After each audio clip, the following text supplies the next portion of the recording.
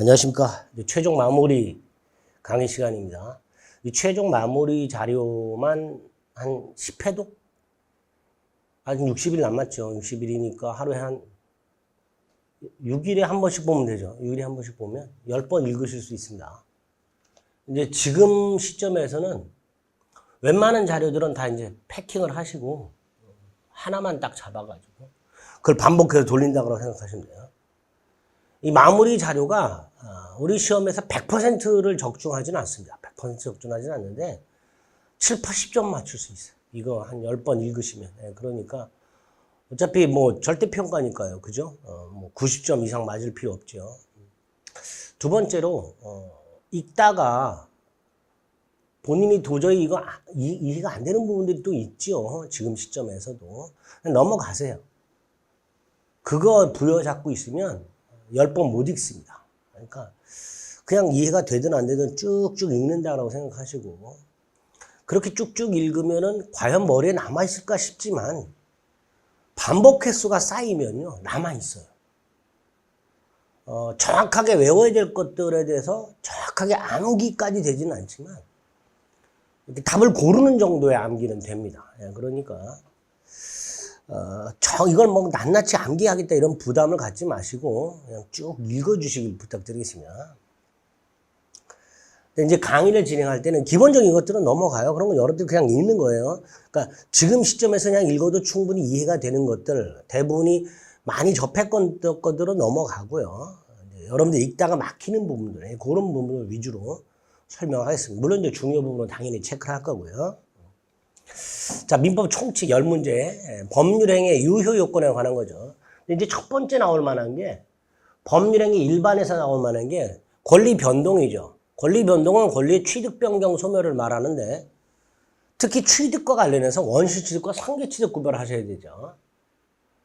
특히 상계 취득에 여기에 있다는 거, 경매해한 권리 취득이 있다는 거, 이건 잊지 마세요. 그 다음에 양가로 3번은 법률행위가 아닌 것들이죠. 물어보죠. 법률행위가 아닌 것 골라라. 법률행위가 아닌 것 골라라는 뭘 물어보는 거예요? 준법률행위 물어보는 거죠. 준법률행위 중에서도 특히 뭐가 있어요? 최고, 통지 이런 것들이 있죠. 승인 같은 게 있죠. 이런 것들은 법률행위가 아니라는 거. 또 하나가 법률행위 종류와 관련해서 단독행위하고 계약 구별하는 게 나오죠. 또 단독행위는 상대방 있는 단독행위와 없는 단독행위 구별하라는 게 나오죠. 그리고 재산범위 설립행위, 골동품 소유권 포기, 유언, 유증 같은 것들은 상대방 없는 단독행위라는 거죠. 반면에 공유지분 포기 같은 것들, 법인 이사로 사임하는 행위 같은 것들, 이런 것들은 상대방 있는 단독행위죠. 그리고 마지막에 있는 거, 이런 것들, 합의 해지, 매매 일방예약, 채무 인수정은 단독행위도 아니다. 아니죠. 계약이죠. 이런 것들을 기억해 주시면 됩니다. 그 다음에 나머지 뭐 읽으셔도 충분하고요. 양가로 6번 조심합니다. 대리권 수요라든가 동산 소유권 포기 등은 법률행위 중에서 뭐다? 비출연행위다. 법률행위인데 비출연행위다. 법률행위를 구별할 때 출연행위, 비출연행위 이렇게 나누기도 하죠. 그 중에 비출연이다. 그러니까 요 6번은 법률 행위인데 그 중에 비출연행위다. 이건 기억을 좀 해주셔야 됩니다. 그 다음에 중요한 목적 요건에 나오죠. 첫 번째가 확정성인데 확정성은 첫 번째만 기억하면 되죠. 확정돼 있거나 확정할 수 있거나. 자, 두 번째가 행위 당시 실현 가능해야 되죠. 행위 당시 불가능하다. 그 불가능은 사회통념 갖고 판단하고요. 사회통념. 그 다음에 원시적 불능과 후발적 불능을 나눠야 되죠. 원시적 불능은 무효죠. 그리고 요구하고 연결된다는 거 잊지 마세요. 계약 체결상의 과실책임. 조심할 게 원시적 일부 불능이죠. 원시적 일부 불능은 137조가 적용이 되죠. 전부 불능이 되겠죠. 그러니까 계약 체결상의 과실책임이 문제가 될 거예요. 그런데 요거 우리 매매에서 보는 거 수량지정 매매에서 수량이 부족하거나 일부가 멸실이 된 경우 원시적 일부 불능이지만 담보 책임으로 해결이 되죠. 대금 감액 청구와 같은. 따라서 계약 체결상의 과실 책임이나 일부 무효 법리는 적용되지 않는다라는 거 꼭 기억하셔야 됩니다. 후발적 불능은 유효하죠. 그리고 뭘로 처리해요? 채무 불이행 책임이나 위험 부담으로 처리한다는 거. 원시적 불능 처리하는 계약 체결상의 과실 책임하고 헷갈리시면 안 되죠. 여기 두 번째 요건입니다. 세 번째 요건이 적법성이고요. 적법성은 중요하죠. 적법성은 뭘 구별해야 돼? 일단 효력 규정, 단속 규정 구별해야 돼. 물론 그 전에 강행 규정과 임의 규정 구별해야 되는 건 분명해요. 임의 규정이 뭐가 있었죠? 비용 상환 청구 같은 것들. 두 번째로 강행 규정이 효력 규정과 단속 규정으로 나뉘어지죠. 그 중에 단속 규정을 위반한 거. 요거 처벌이 되지만 유효하죠. 그 단속 규정에 해당되는 거 세 가지. 암기하셔야 되죠. 중간생략등기 금지 규정, 분양권 전매 제한 규정, 직접 거래 행위 금지 규정 꼭 기억하셔야 됩니다. 단속 규정이 예외적인 거예요. 대부분은 효력 규정이죠. 그 효력 규정은 일반적으로 강행 규정이라고 말을 하죠. 강행 규정을 위반하면 무효죠. 따라서 지인이 아닌 의사표시라든가 표현들이 따위가 적용될 여지가 없지요. 또 강행 규정을 위반한 자가 스스로 자신의 행위가 강행 규정에 의해서 무효라고 주장할 수 있지요. 그걸 주장하더라도 반사의 질성은 아니지. 주장하더라도 신규책에 반하지는 않죠. 이런 것들이 기억나시면 됩니다. 그런 것들이 지문에 나오는 거죠. 그 다음에 제일 중요한 반사의 질성이 나왔는데요. 반사의 질성은 일단 절대적 무효죠. 그래서 선의 제3적에 대항할 수 있다. 있다 기억하시고 있다. 그다음에 반사의 질성에 해당되는 것들이 쭉 나오죠. 아닌 것들이 쭉 나오죠. 이거 구별하라고 나오죠. 그 중에 반사의 질서 행위인 것 중에서 잘 나오는 게 이거죠. 보험금을 부정 취득할 목적의 보험계약. 과도한 위약벌약정. 이런 것들이 최근에 등장하는 것들이죠. 두 개는 꼭 기억하시고요. 반사의 질서 행위인 거. 아닌 게 있죠. 반사의 질서가 아닌 것들. 반드시 외워야 되죠. 확인합니다. 강제병을 면할 목적의 허위의 근저당권 설정 등기를 격려하는 행위. 법률행위 성립 과정에 강박이라는 불법적 방법이 상정된 경우. 양도세를 회피할 목적의 명의신탁 같은 것들. 비자금을 은닉하기 위해서 임치하는 것들. 주지 임명행위 같은 것들. 도박 채무자가 도박 채권자에게 부동산 처분 대리권을 수여하는 행위. 그래서 도박 채권자가 그걸 매각하는 행위. 부촉관계를 해소하기로 하면서 금원을 지급하는 거. 부정행위에 대한 용서대가로 부동산을 넘겨주면서 처분 제한이 붙은 거. 민사사건 성공 모수약정 같은 것들. 자유의사에 따라 불강력적인 손해를 책임지겠다. 일박이 부담한다는 특약을 하는 것들. 이런 것들은 다 반사의 질서가 아닌 것들입니다. 꼭 기억하셔야 됩니다. 그러면 이중매매 사례 형태로 대비하셔야 되죠. 갑이 을에게 부동산을 매각을 했다. 근데 등기를 넘겨주는 기전에 또다시 병에게 매각을 하고 병에게 등기를 넘겨줬다. 원칙적으로 먼저 등기한 자가 소유권을 취득하고 등기를 넘겨받지 못한 자는 채무 불이행 책임을 묻는다 그랬죠. 이게 원칙이라 했어요. 다만 그 이중매매가 무효가 되는 경우가 있다 그랬죠. 자, 요건이 뭐죠? 매도인의 배임 행위와 제2매수인의 적극가담 행위가 있으면 반사의 질서에는 무효가 되죠. 이때 적극가담 행위가 뭐라 그랬죠? 단순히 제1매매 사실을 알고 있었다는 것. 이것만으로는 배임이 아니죠. 적극가담이 아니죠. 알면서도 매각을 유도하여 계약까지 체결해야 적극가담이 됩니다. 자, 이렇게 제2매매가 반사의 질서에는 무효가 되면 어떤 법률 효과가 생겨요? 매도인. 자, 갑이 을과 매매 계약을 했다. 갑이 다시 병에게 팔았는데 병이 적극가담을 했다. 그럼 제2매매는 반사의 질서에는 무효다. 따라서 갑이 병에게 등기를 넘겨준 건 불법 원인금이니까 갑은 병에 대해서 소유물 완화 청구할 수 없고 직접 맞서 등기 따위도 청구할 수가 없죠. 그럼 병 등기를 맞서하는 방법은 뭐가 있다? 요거죠. 중요하죠. 제2매수인이 직접 이전 등기나 맞서 등기를 청구할 수는 없고 매도인을 대위하여 맞서 등기 청구할 수 있을 뿐이다. 꼭 기억해야 되죠. 3번도 아주 중요하죠. 제2매매가 반사의 질서행위로 무효일 때 제2매수인과 거래한 자는 선악불문하고 소유권을 취득할 수가 없다는 거 꼭 기억해야 되고요. 4번 제1매수인은 제2매매 계약을 채권자 취소권 행사에서 취소할 수 없고요. 5번 제1매수인은 제2매수인을 상대로 직접 불법행위 손해배상을 청구할 수 있고요. 그죠? 병이 소유권을 취득하게 되면요. 갑의 일에 대한 이전 등기 의무는 이행 불능이 되는 거죠. 그러나 제2매매가 반사의 질서 행위라면 병등기는 말소가 되고 등기를 넘겨받을 수 있잖아요. 따라서 매도인의 제1매수에 대한 이전 의무는 이행 불능이 아니다가 되는 거죠. 이행 불능이 아니다. 반가로 3번은 제2매수인의 대리인이 적극가담을 했다면, 제2매수인이 직접 한 게 아니고 대리인이 적극가담을 했다면 그 대리인의 적극가담은 본인, 즉 제2매수인의 적극가담하고 똑같으니까 제2매매는 반사의 질서가 되죠. 본인은 소유권을 취득할 수가 없게 될 겁니다. 이 정도 반사의 질서 확인하시면 됩니다. 불공정한 행위 아주 중요하죠. 뭐 올해 꼭 거의 또 출제된다고 봐야죠. 요건과 효과, 적용법이 다 기억해야 되죠. 자, 급부합반대급부 현저한 불균형이 첫 번째 요건이죠. 시가와의 차익으로 판단하는 게 아니라 사회 통념에 따라 결정하죠. 행위 당시를 기준으로 객관적 가치를 가지고 판단하죠. 행위 당시 객관적 가치. 궁박경설 무경험 어느 하나만 갖추면 충분하죠. 궁박은 정신적, 심적 궁박을 포함하고요. 무경험은 사회 일반 거래 경험 무적으로 의미하죠. 꼭 기억해야 되죠. 반가로 3번. 경솔과 무경험은 대리인 기준. 궁박은 본인 기준 판단하죠. 군본 경무대 이렇게 되죠.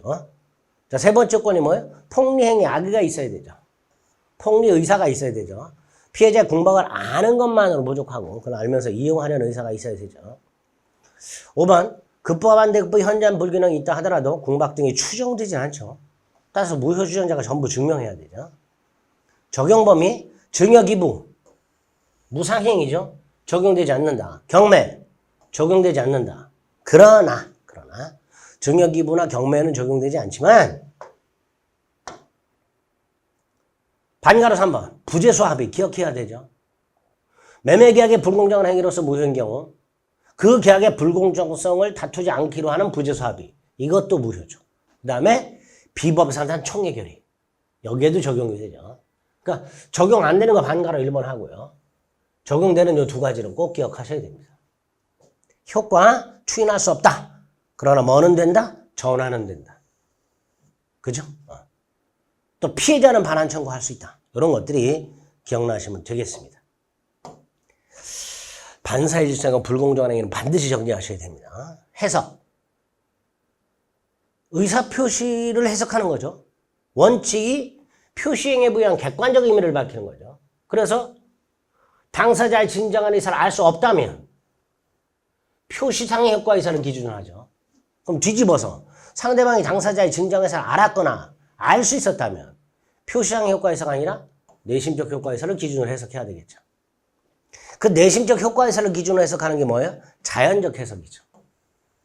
자연적 해석은 착오 문제가 생길 여지가 없다라는 거. 표시는 고려하지 않기 때문에 착오를 이유로 취소할 수 없다는 거. 또 자연적 해석은 이런 표현이 나와요. 상대방이 표의자의 진위에 동의한 경우 이렇게 나와요. 상대방이 표의자의 진위에 동의했다는 건 양당사자 의사가 일치했다는 거죠. 즉 표의자의 의사를 알았거나 알 수 있었을 경우를 더 나아가서 일치했다는 거잖아요. 그러니까 자연적 해석으로 가야 되겠죠. 그 자연적 해석 중에서 특히 오표시 무효 원칙이 나오죠. 사례 형태로 나올 수 있으니까 대비하셔야 되죠. 각과 을이 갑수의 X토지를 매매 목적물로 합의하였으나 지분을 착각하여 계약서에는 Y토지를 게재하고 Y토지에 대한 등기가 경료되었다. 당연히 계약은 당사자 의사 합치한 대로 X토지에 대해 성립하였고. 그죠? 따라서 을은 여전히 X토지 이전 등기를 청구할 수 있으며 갑은 X토지 매매 계약을 착오를 이유로 취소할 수 없다 이렇게 나오죠. 을은 아직 소유권자가 아니기 때문에 갑에 대해서 진정 명예회복에 의한 이전 등기를 청구할 수는 없죠. 3번 Y토지는 계약을 한 적이 없으므로 Y토지에 대한 을명의 등기는 무효고요.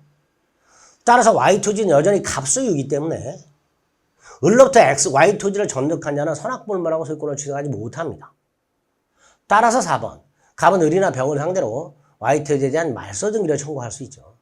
또는 최종 등기 명의인인 병을 상대로 갑은 Y토지에 대한 진정 명예회복을 위한 이전 등기를 청구할 수도 있게 됩니다. 자연적 해석 꼭 기억하셔야 될 사례 형태다라고 생각하시면 되죠. 규범적 해석은 이게 원칙이죠. 상대방 입장에서 해석하는 거고요. 자, 특히 처분 문서는 매매계약서 따위를 말하는데 계약서가 진짜다라고 인정이 되면 당연히 그 계약서에 기재된 대로 내용을 인정해야 되는 게 원칙이죠.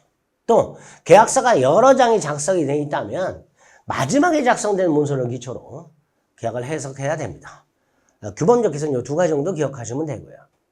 보충적 해석은 당사자가 깜빡하고 합의하지 않은 내용들을 당사자 의사를 추정해서 보충하는 걸 말하죠. 그러니까 이때 추정된 의사는 당사자의 실제 의사나 주관적 의사가 아니고 객관적으로 추인된 의사, 즉 추정된 의사를 말하는 거죠. 그러니까 보충적 해석은 당사자가 깜빡하고 빼먹은 것을 상상을 통해서 보충을 하는 거다라고 생각하시면 됩니다.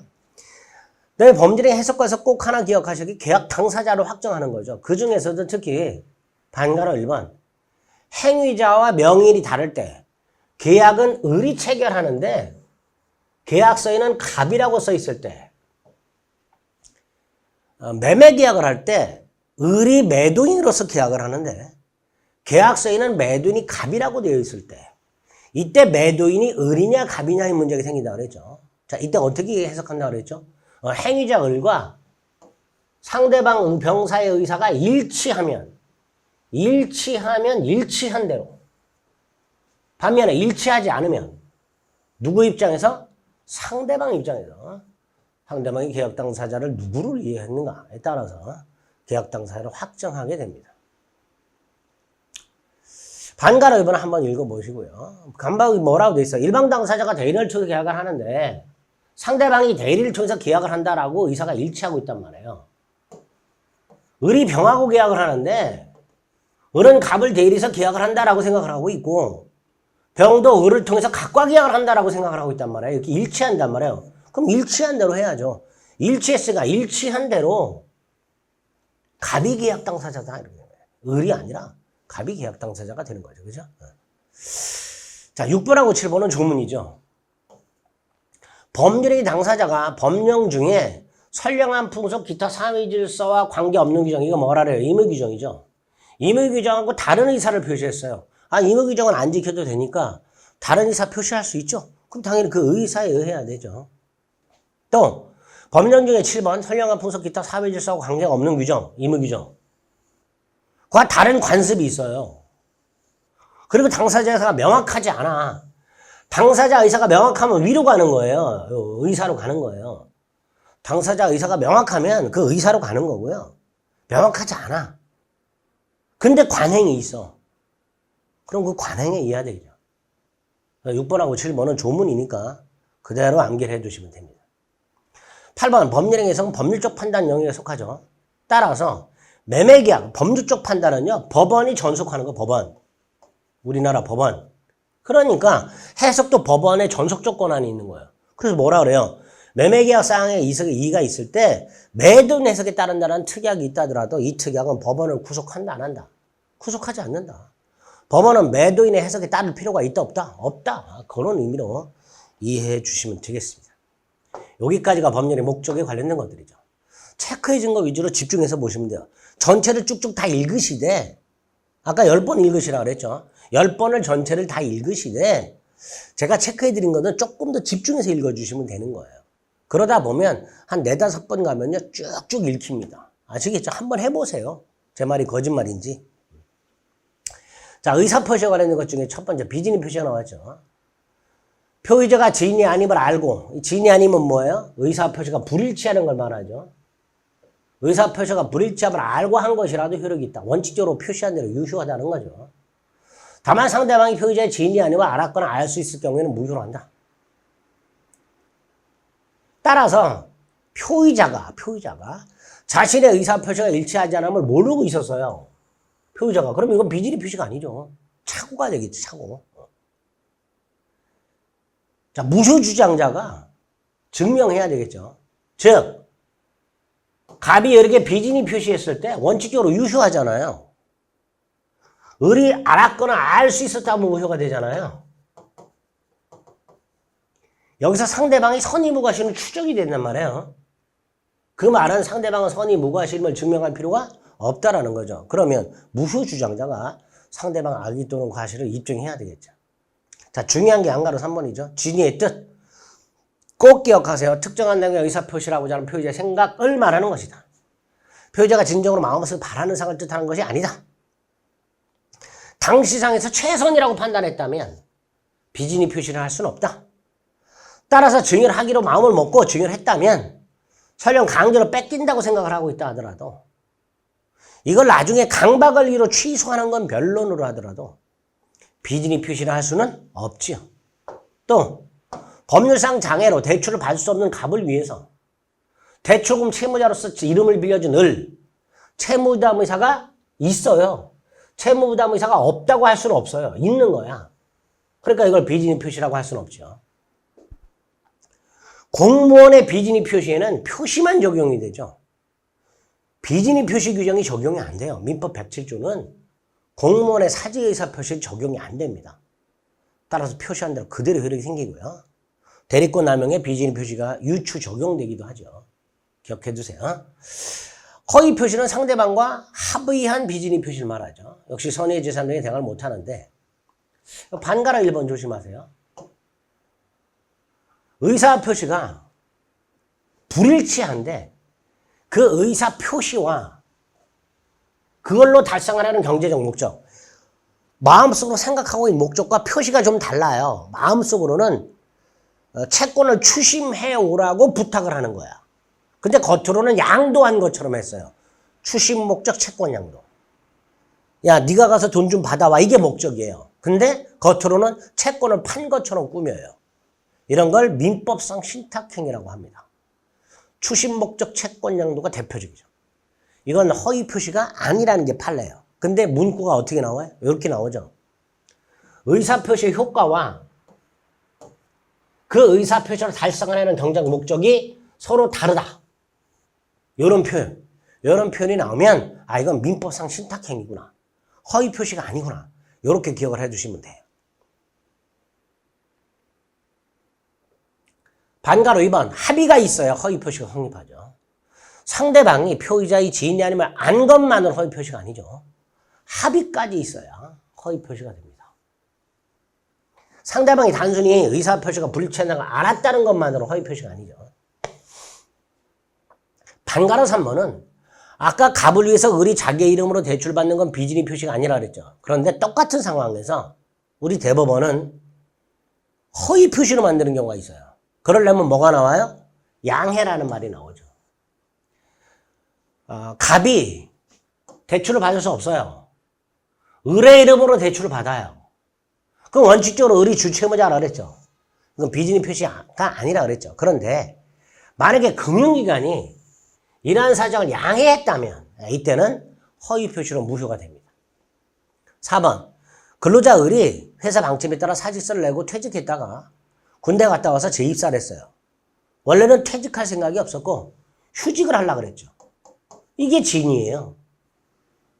그런데 사직서를 냈으니까 비진이가 되겠죠. 회사가 알고 있죠. 그러니까 퇴직 및 재입사 처리는 무효 이렇게 되겠죠.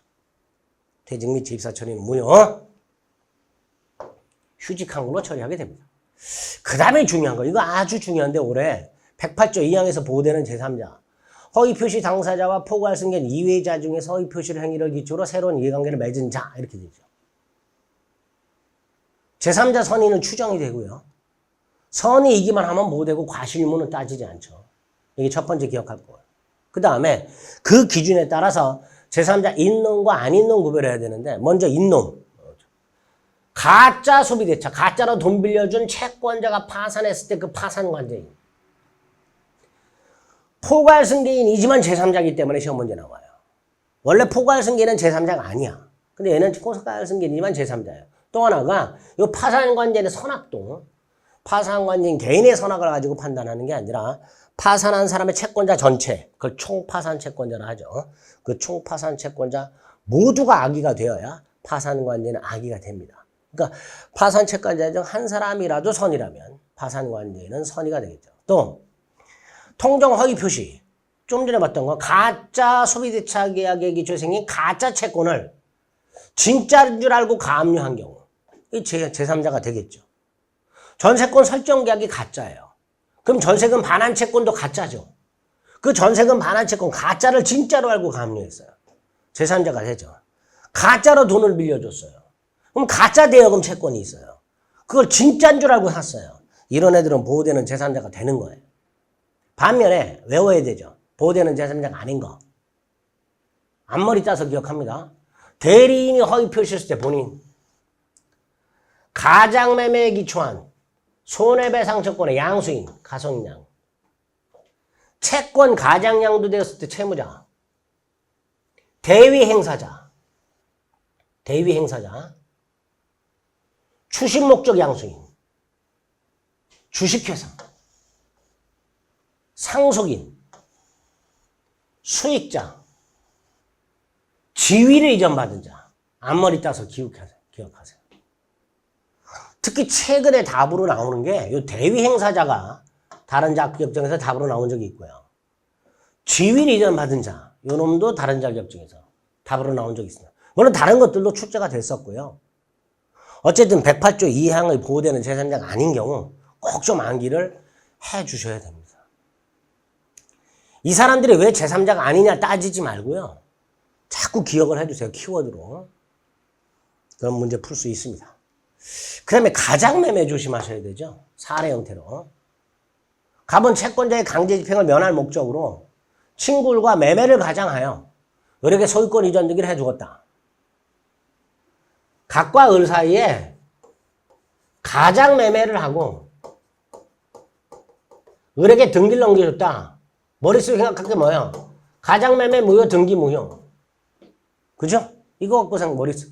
이거 갖고 법률관계를 따지는 거예요. 자, 갑과 을의 매매는 허위 표시죠. 따라서 당사자 사이에서는 언제나 무효고요. 을 등기도 무효죠. 허위 표시는 반사의 질서가 아니죠. 따라서 갑이 을에게 등기를 넘겨준 건 불법원 인급여가 아니죠. 그러니까 소유권이 여전히 갑에게 있으니 갑은 을을 상대로 말소 청구나 진정 명의회복에 대한 이전 등기를 청구할 수 있죠. 당연히 반가로 3번 계약이 무효니까 갑은 을에게 대금 청구할 수 없고 만약에 대금을 을이 지급했다면 을은 대금 반환을 청구할 수 있죠. 반가로 4번 갑의 채권자는 채권자 취소권 행사해서 취소할 수 있죠. 그 다음은 이제 5번 을이 병한테 팔았을 때 병이 선이라면 소유권을 취득하죠. 또 선의의 병과 거래한 자는 선악불문하고 소유권 취득하죠. 선의의 병이 소유권을 취득한다면 병이 선이라면 병은 소유권을 취득하고요. 따라 소유권을 취득한 자와 거래한 자는 선악불문하고 소유권을 취득하죠. 또 갑의 채권자도 선의의 병 권리 부정 못하고요. 그 다음에 을의 채권자 병이 을명의로 등기된 부속권을 감리했을 때 만약에 을의 채권자 병이 을이 된 걸 감리했다. 얘도 보호되는 제3자가 돼야 되겠죠. 선이 이기만 하면 보호되니까 과실이 있더라도 보호되고 따라서 갑은 병에 대해서 감리 무효를 주장할 수가 없겠죠. 자, 선의 병이 보호되더라도 갑은 사유매매는 언제나 무효니까 당연히 갑은 을에게 부당이득 반환이나 손해배상을 청구할 수 있다. 이렇게 되겠죠. 선의 병이 무효를 주장하는 건 괜찮죠. 누구도 선의 병에게 무효를 주장하지 못하지만 선의 병이 무효를 주장하는 건 무방하고요.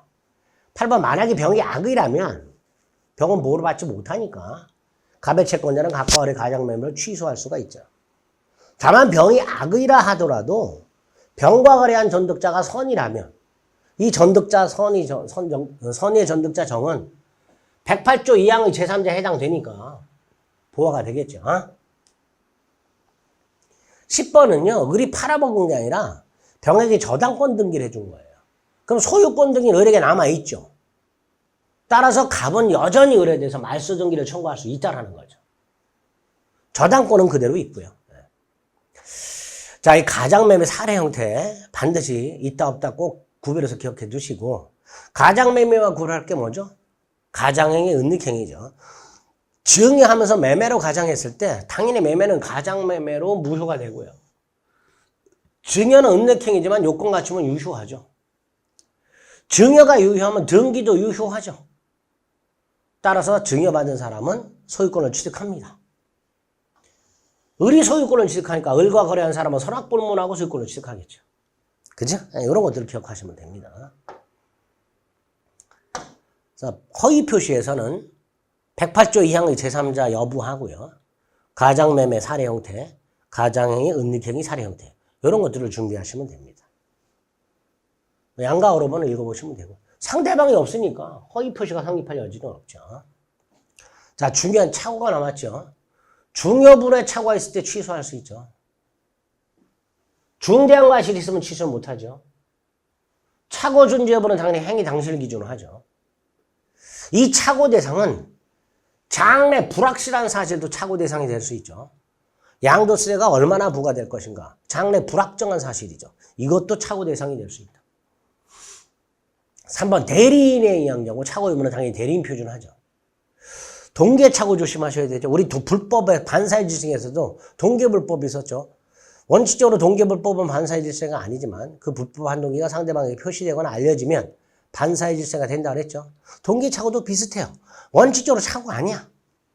하지만 그 동기가 상대한테 표시돼서 알려진 경우하고 표시되지 않았지만 상대방에서 유발된 경우하고 이럴 때는 착오가 될 수 있죠. 동계착오는 원칙적으로 착오가 아니다.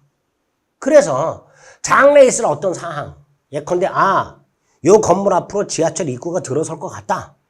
근데 나중에 봤더니 지하철 입구가 다른 곳에 들어섰어. 이런 게 동계착오가 되는 거죠. 공장을 지을 수 있겠구나. 땅을 샀는데 공장을 짓지 못해. 이런 것들이 다 동계착오가 되는 거죠. 그죠? 그러니까 이런 동계착오는 착오라고 볼 수 없는 거죠. 동계착오를 우리 대법원은 이렇게 표현하고 있다는 거. 표의자가 장래에 있을 어떤 사항의 발생이 미필적임을 알아. 그 발생을 예상한 것에 불과한 경우. 이 땅에 이 건물 앞에 지하철역이 들어설 것 같아. 그래서 건물을 샀다. 상가를 샀다. 근데 지하철역이 저기 먼 곳에 들어섰다. 이런 것들이 뭐가 된다? 동계착오. 그거 말하는 겁니다. 자, 이 동계착오가 착오가 되는 경우 두 가지죠. 표시돼서 법률행위 내용이 되었다. 다만 이 경우에는 합의까지는 이루어질 필요가 없죠. 표시돼서 법률행위 내용이 되면 충분합니다. 또 하나가 뭐예요? 표시되지 않았지만 유발된 경우. 뭐죠? 표시되진 않았지만 유발된 경우. 이런 것들이 동계착오가 되는 거죠. 그러면 이제 중요분의 착오인지 아닌지 하고요. 중대한 과실이 있는지 없는지 구별하는 게 중요하죠. 중요 부분. 기준 중에 하나가 뭐예요? 경제적 불이익이죠. 누가 증명해요? 착오자가 증명해요. 착오자는 표의자라고도 하고요. 취소하려는 자, 효력을 부인하는 자라고도 하죠. 그 기준에 따라서 중요 부분 착오인 거 아닌 거 구별해야 되는데 반가로 2번이 중요 부분이죠. 아닌 거 기억해야 되죠. 반가로 3번. 중요 부분이 아닌 거 시가착오, 소유자 착오, 가압류등기 원인무효, 면적착오, 가압류등기 원인무효. 이 네 가지는 꼭 기억하셔야 되죠. 중요분의 착오 아닌 거 시가, 소유자, 면적, 가압류등기 원인무효. 중요분의 착오 아니라는 거 꼭 기억하셔야 되죠. 중대한 과실. 중대한 과실이 있다 없다 구별해야 되죠. 자, 중대한 과실이 있는 거 없는 거. 중개기관을 통하지 않고 개인적으로 토지 거래하면서 스스로 임야주 등을 확인하지 않은 거. 공장을 건축할 수 있는 여부를 관할 관청이 알아보지 않은 거. 두 가지. 중대한 과실이 있지요. 반면에 땅 살 때 꼭 청량해야 되는 건 아니죠. 따라서 청량을 안 했다 하더라도 중대한 과실이 아닌 거죠. 중대한 과실인 거 두 개, 아닌 거 기억해야 되죠. 또 이것 말고도 또 있죠. 중대한 과실이 아닌 거. 중개인 말을 믿은 거. 고려청자가 가짜인데 진짜로 착각하고 고가로 매수한 거. 이런 건 중대한 과실이 아니었죠. 그죠? 자, 누가 증명해요? 상대방이 증명하죠. 중요분 아까 표의자가 증명했죠. 중대한 과실을 누가 증명해요? 상대방 증명한다는 거 잊지 마세요. 취소를 저지하려는 사람이죠. 법률의 효력을 주장하는 사람이죠. 자, 어쨌든 중요분의 착오는 있지만 중대한 과실이 있으면 취소 못하는데 예외가 있죠. 반가로 5번. 잘 나옵니다. 중대한 과실이 있다 하더라도 상대방이 착오를 이용했다면 착오 취소할 수 있다. 7번. 착오를 이유로 취소했다 하더라도 상대방이 손해를 배상할 책임은 없다. 8번. 매매계약이 중요하죠. 계약이 적법하게 해제됐다 하더라도 상대방은 착오 취소할 수 있다. 중요분에 착오가 있다면 9번. 담보책임 성립 여부와 상관없이 취소할 수 있다. 착오 취소권 배제 약정은 유효하다. 간단히. 많이 보셨죠, 문제에서. 머릿속으로 정확하게 숙지하는 거예요. 사기 강박, 의사표시는 일치하는 경우죠. 그죠? 따라서 기망에 의해서 신원보증서류에 서명 날인한다는 착각이 빠져 연대보증서류에 서명 날인했다면 의사는 신원보증인데 표시는 연대보증이니까 의사표시가 불일치하죠. 따라서 착오만 착오. 사기는 적용할 수 없고 착오만 적용해서 취소 여부를 가려야 되죠. 즉 이런 경우를 뭐라 그래요? 제3자 기망에 의한 표시상 착오라고 하죠. 제3자 기망에 의한 동기의 착오. 요건 110조로 가는 거예요. 사기로 가는 거예요. 그러나 제3자 기망에 의한 표시상 착오는 이때는 이건 109조만 적용되는 거예요. 109조만. 구별하실 수 있어야 됩니다. 기망에 의한 표시상 착오. 사기는 안 된다. 착오 취소만 가능하다. 과실기망이 있을 수 없다. 2번. 기망에 의한 동기의 착오는 주관적인 것으로 충분하다. 그 다음에 그 기망의 위법성과 관련해서 고지 의무 있는 자가 고지하지 않았다. 뭐가 있죠? 공동묘지 종사실을 고지하지 않았다. 위법한 기망이죠. 매도인이 자기 거라고 속였어요. 이것도 기망이 될 수 있죠. 남의 걸 자기 거라고 속였어요. 이것도 기망이 될 수 있습니다. 그러나 시가를 속인 거는 기망이 아니죠. 상가 분양하면서 수익을 보장한다는 과장 광고. 이런 건 위법한 기망이 아니죠. 위법한 강박. 해악의 고지가 강박이죠. 강박이란 건 해악을 고지하는 거잖아요. 근데 해악의 고지가 없어. 강박이라 할 수 없죠. 객관적으로 실현 불가능하더라도 강박이 될 수 있고요. 고소 고발하겠다 원칙은 위법이 아니지만 부정한 이익을 취득할 목적이 있거나 수단이 부적당하면 두 가지. 부정한 이익 취득 목적, 수단의 부적당. 그럼 위법하죠. 4번. 의사결정의 자유가 박탈되는 정도다. 그럼 무효죠. 자, 그리고 이제 사기강박에서 조금 어려우면 중요한 거. 상대방이 있는 의사표시에서 제3자가 사기강박을 한 거. 이렇게. 갑이 을과 계약을 하는데 병이 사기강박을 한 거. 110조 2항에 뭐라고 돼 있어요? 상대방이 알았거나 알 수 있었을 경우에 하나에 취소할 수 있다. 이렇게 돼 있죠. 상대방이 알았거나 알 수 있었을 경우에 하나에 취소할 때 다만 단가로의 3번. 상대방의 대리인이라면 병이 을의 대리인이라면 이건 뭐하고 똑같다? 을과 똑같다. 그죠? 따라서 이때는 제3자의 사기강박이 아니라 상대방의 사기강박이다. 따라 상대방이 알았든 몰랐든 취소할 수 있다. 이렇게 되겠죠. 7번. 기망에 의한 동기의 착오가 생기면 사기 취소할 수 있고 착오 취소도 가능하죠.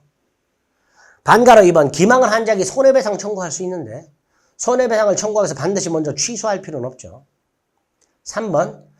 취소, 사기강박을 위한 취소와 불법행위 손해배상은 병존해서 중첩적으로 행사할 수 있지만 취소하면 생기는 부당이득 반환 청구권과 손해배상 청구는 병존하기는 하지만 선택적으로만 생각할 수 있죠. 병존하기는 하지만 둘 다 생기기는 하지만 선택적으로 행사할 수 있다는 거. 기망에 의해서 하자 있는 물건을 샀어요. 담보 책임 주장할 수도 있고 사기 취소할 수도 있죠. 의사표시 규정은 소송행위, 공법상에는 적용이 안 되죠. 강박의 소송행위가 강박에 의해서 이루어졌다면 취소할 수 없죠. 사기 강박에 의한 취소권 배제 특약은 무효죠. 위법이 들어있기 때문에. 착오 취소권 배제 특약은 유효하지만 사기 강박 취소권 배제 특약은 무효가 됩니다. 자, 의사표시로 발생은 조문 주시에서 보시면 되죠. 도달한 데 효력이 생기고 반가로 3번 직접 수령할 필요 없고 동거가적 수령도 도달이고 상대방이 정당한 이유 없이 수령 거절도 도달이고 반송되지 않았다 내용 증명이나 등기는 도달이고 통상의표는 아니고 양가로 2번 중요하죠. 통지 발송 후 사망하거나 제한능력자가 되어도 의사표시에는 영향이 없다. 3번 상대방이 의사표시를 받을 때 제한능력자라면 표의자는 대항 못한다. 표의자는 도달 주장 못한다. 그러나 제한능력자가 도달을 주장하는 상관없다. 상대방이 법정대리 도달 안 후에는 표의자도 도달을 주장할 수 있다. 과실 없이 상대방이나 소재를 모르면 공시송달할 수 있다. 뭐 이런 것들이 확인이 되면 되겠습니다. 범죄의 목적, 그 다음에 의사표시, 여기까지 5문제. 지금 우리가 훑어본 거에서 5문제 답이 나와 있어요. 자, 대리. 첫 번째 대리권. 대리권에 대해서는 범위 아주 중요하죠. 임의 대리권에 보면 수권행위 해석을 통해서 밝혀지게 되고요. 능동 대리권 속에는 수령 대리권이 포함되니까 대리는 대금을 수령할 권한이 있죠. 그럼 대리는 수령했으니까 그 수령 권한은 직접 본인에게 귀속이 되고 따라서 본인에게서 아직 전달이 안 됐다 하더라도 대금은 이미 지급한 거죠. 상대방의 대금 지급 채무를 소멸한 거죠. 이번 계약 체결 대리권 속에 해제 권한은 없죠. 계약 체결 대리권 속에는 수령 권한은 당연히 있죠. 그러나 이 계약 체결 대리권 속에 연기 권한은 없고요. 해제 권한은 없어요. 반면에 계약 체결과 이행하는 포괄적 대리권 속에는 요 계약 체결 대리권하고 포괄적 대리권을 구별하셔야 되죠. 포괄적 대리권에는 뭐가 있어요? 연기 권한도 있죠. 물론 이것도 해제 권한은 없죠. 매수 권한 부여받은 사람 처분 권한 당연히 없고요. 계약 체결 대리권 속에 해제권 없다 그랬어요. 5번 대여금 영수 권한 속에 면제 권한 없고요. 예금 계약 체결 대리권에 담보 대출 권한 없고요. 경매 대리권 속에 채권자 경매 신청 초에 동의해 줄 권한 없죠. 판례니까 암기하셔야 됩니다. 또 118조 임의 대리권의 범위를 알 수 없으면 관리행위 즉 보존이용 계량만 할 수 있고 처분행위는 안 되죠. 그리고 보존행위는 무제한할 수 있죠. 가구의 수선이라든가 암기, 미등기 부동산의 보존 등기라든가 이런 것들. 반면에 예금을 주식에 투자하거나 사채로 대여하는 건 할 수 없죠. 대리권의 제한, 양가로서 하면 자기약 쌍방대리 원칙적으로 금지가 되죠. 그죠? 다만 본인이 허락이 있으면 할 수 있고요. 채무이행도 할 수 있죠. 자기약 쌍방대리는 원칙적으로 금지가 됩니다. 위반하면 무권대리로서 무효입니다. 무권대리로서 무효니까 유동적 무효죠. 유동적 무효. 본인은 추인할 수 있다. 자, 자기약 쌍방대리 원칙적으로 금지가 되지만 예외적으로 허용되는 거. 허락이 있으면 된다고 그랬죠. 또 대리인이 채권자의 지위도 있어요. 대리인에 대한 본인 채무가 기한이 도래했어요. 그럼 본인이 갚으면 되죠. 근데 대리인이 본인 통장에서 돈을 찾아갖고 자기 자신에게 변제할 수 있다. 친권자가 미성년 자녀에게 부동산 증여하는 것.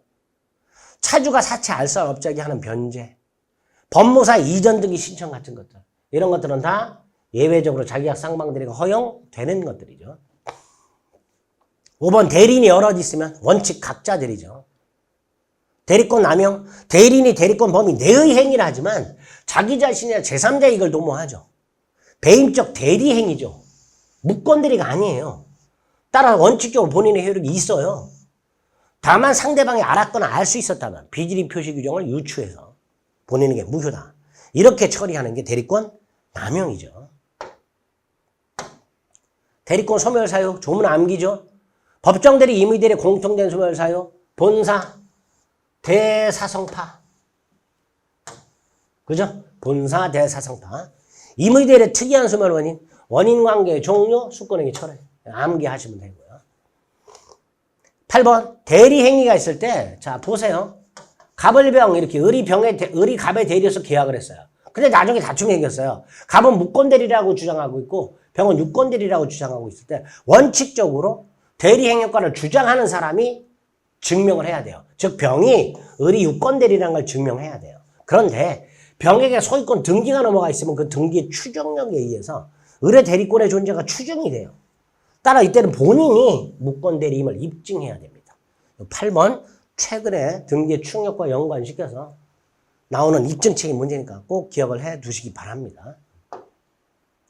두 번째 대리 행위. 대리인이 그 권한 내에서 본인을 위한 것임을 표시 현명한 경우 본인에게 효력이 생기죠. 본인의 이익을 위한다는 뜻은 아니죠. 현명은 분류식이죠. 즉 대리 행위한다는 걸 상대방이 알 수 있을 정도만 표시하면 충분하죠. 대표 중에 뭐예요? 매매 위임장을 제시했어요. 이게 현명이죠. 따라서 이건 대리 행위로 봐야지 타인 물건 매매로 봐서는 안 되죠. 수정 대리는 상대방이 현명하죠. 만약에 본인을 위한 것임을 표시하지 않으면 대리인 자기 행위로 보죠. 따라서 대리인은 이걸 착오를 이유로 취소할 수가 없죠. 다만 상대방이 알았거나 알 수 있었다면 다시 대리행위가 됩니다. 문제는 원칙, 본인을 표시하지 않으면 대리행위가 아니죠. 그런데 여기에 예외적으로 대리행위를 유추하여 본인에게 효력이 생긴다라고 하는 경우도 왕왕 있습니다. 그러니까 본인을 위한 것임을 표시하지 않으면 원칙 대리행위가 아니어서 본인에게 무효예요. 단 법원에서 대리행위를 유추하여 본인의 효율이 있다라고 하는 경우가 하나 있고요. 또 하나 상대방이 알았거나 알 수 있었다면 일단 다시 대리행위가 되는 경우가 있고요. 이렇게 두 갈래로 간다는 거. 부부간의 일상가사 대리나 상행위 대리는 현명주의가 적용이 안 되고요. 자, 이번 대리행위 아닌 경우 어떤 경우죠? 본인을 위한 것임을 표시하지 않은 경우. 본인의 효력이 있다 없다? 없다. 다만 아까 뭐라 그랬어요? 두 갈래로 간다 그랬죠. 그 중에 하나 뭐야? 대법원이 뜬금없이 대리행위를 유추해서 본인의 효력이 있다라고 하는 경우. 본인과 아파트 관한 임대 권한을 부여받은 사람이 임대를 했다가 나중에 본인으로 가장하여 매각을 한 경우, 담보대출 권한이 있는 대리인이 본인을 가장했다. 대리행위는 아니지만 대리인을 유추해서 본인에게 효력이 있다. 이렇게 처리한다라는 거죠. 그죠? 다시 한번 본인을 위한 것임을 표시하지 않아요. 그럼 대리행위가 아니야. 따라서 원칙적으로 본인의 효력이 없어. 그런데 대법원에 의할 때 대리를 유추해서 1번, 2번 본인이 유효한 경우가 있고, 또 하나 조문. 요건 이제 대법원 판례고요.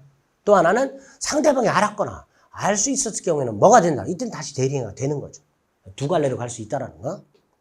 대리행위 하자. 원칙 대리인 표준. 그죠? 그 대리인 표준하는 경우 대리인이 사기 강박을 당해야 본인은 취소할 수 있고, 대리인이 착오해야 본인은 취소할 수 있죠. 따라서 대리인의 표시와 본인의 의사가 달라도 이건 착오가 아니죠.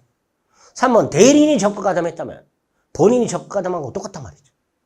그런데 예외적으로 본인 기준하는 경우 특정한 행위를 위임하고 대리인이 본인의 지시에 따랐을 때 결과 본인은 대리인의 뭐를 주장하지 못한다.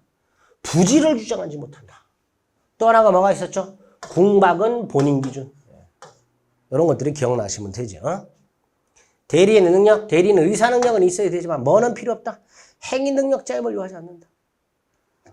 따라서 미성년자 늘이 갑의 대리인으로서 대리행위를 했을 때 그 대리행위를 취소할 수는 없다. 그러나 본인과의 위임계약은 취소할 수 있죠. 이건 대리행위 아니니까. 효과는 직접 본인에게 희속이 되죠. 복대리. 대리인이 대리인 자신의 이름으로 선임한 본인의 대리인이죠. 본인의 대리인이라는 거 잊지 마시죠. 복대리인 선임하는 대리인이 아니죠. 대리인의 수권행위죠. 따라서 복대리는 언제나 임의 대리죠. 복대리인 선임하더라도 대리권을 소멸하지 않는다라는 거. 복대리권은 대리권에 의존하기 때문에 복대리권의 범위는 대리권의 범위를 초과할 수가 없으며 대리권이 소멸하면 복대리권도 소멸하죠. 본인의 대리인이죠. 본인의 이름으로 현명을 대리행위를 해야 되죠. 본인을 위한 것임을 표시해야 돼요. 대리인을 위한 것임을 표시하면 안 되죠. 또 복대리권도 권한 없는 표현들이 기본 대리권이 얼마든지 될 수 있죠. 복인권 및 책임은 조문 암기해야 되죠. 임의 대리는 본인 승낙이나 부득이한 사유가 있을 때만 선임할 수 있죠. 원칙적으로 선임 감독에 관한 책임을 지죠. 다만 본인이 지명을 했을 때 책임이 면제되는 경우가 있죠. 부적임 또는 불성실함을 알고 통지 또는 해물 태만한 때만 책임을 지고요. 그게 아니라면 책임이 없죠. 대리인과 대리인 자신의 직접 처리가 필요한 경우, 아파트 상가 분양 대행 같은 것들은 본인의 명시적 의사가 있을 때만 복대는 선임할 수 있죠. 묵시적 승낙만으로는 복대는 선임 못하죠. 원칙적으로는 본인의 명시 묵시 승낙을 불문하되 요 경우만은 묵시적 승낙으로는 복대는 선임 못한다는 거. 동그라미 2번 같은 거. 아파트 분양 대행 업무 같은 것들.